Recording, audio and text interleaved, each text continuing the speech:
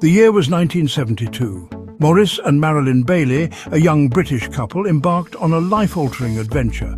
They dreamed of reaching New Zealand. Their vessel, a sturdy 31-foot yacht named Aurelin. They had meticulously prepared for their journey. Months were spent studying charts, gathering supplies, and honing their sailing skills. The vast expanse of the ocean beckoned. Their journey began smoothly. Days melted into weeks as they sailed across the Atlantic, their hearts filled with a sense of freedom and anticipation. The sea in those early days seemed to share their enthusiasm, cradling Aurelin gently on its bosom. Each sunset brought them closer to their destination, painting the sky in hues of orange, pink and gold. Little did they know that their idyllic journey was on the brink of a terrifying transformation. Hundreds of miles from land, they were at the mercy of the elements. March 4th, 1973. A date forever etched in their memories. A day that began like any other, the sun glinting off the waves, a gentle breeze guiding their path.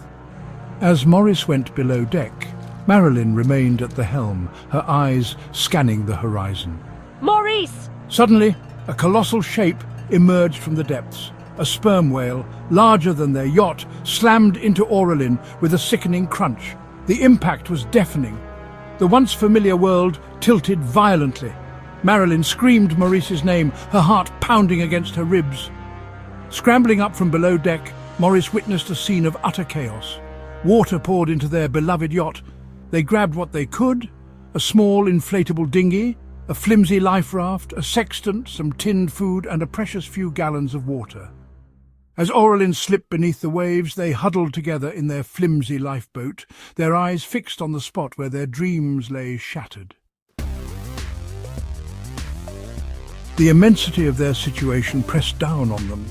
The vastness of the Pacific stretched out on all sides, a watery desert with no escape. The sun beat down mercilessly, turning their little craft into a furnace. Their supplies, meagre to begin with, dwindled with each passing day. Hunger gnawed at their bellies, thirst parched their throats. They rationed their food carefully, knowing that every bite could be their last.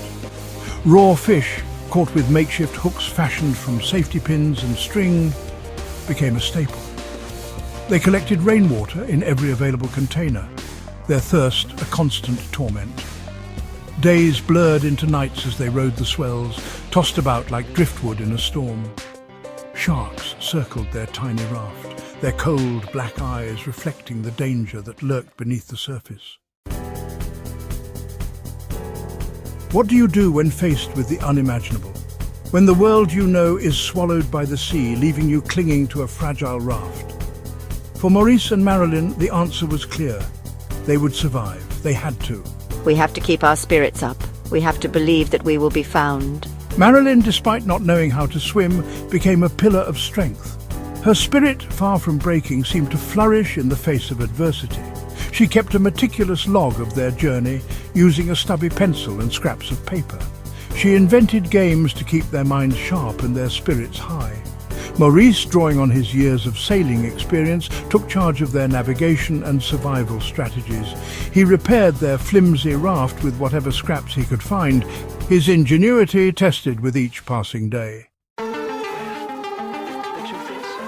In the crucible of their shared ordeal, their love for each other became a beacon of hope. They drew strength from each other's presence, finding solace in shared smiles and whispered words of encouragement. In the face of unimaginable hardship, their love deepened, tempered by adversity, into an unbreakable bond.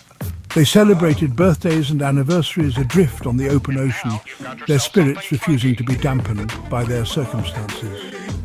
Marilyn, in her diary, wrote about celebrating Maurice's birthday. No cake, no candles, no presents. But we are alive and we have each other. That is the greatest gift of all. Their love story, set against the backdrop of their fight for survival, became a testament to the enduring power of the human spirit. They knew that their survival depended not just on their physical strength, but on their ability to support and comfort each other. This unwavering love, this deep-seated connection fueled their will to live, will to Days turned into weeks, weeks into months. The sun, their constant companion, rose and set, marking the passage of time in a world where time seemed to stand still. 7 times ships appeared on the horizon, only to vanish again, their cries for help lost in the vastness of the ocean. Each missed opportunity chipped away at their hope, leaving them feeling defeated and forgotten. Their bodies grew gaunt, their skin ravaged by the sun and salt. They suffered from dehydration, hunger, and the debilitating effects of exposure. Yet, they refused to give up. They clung to life with a tenacity that defied the odds.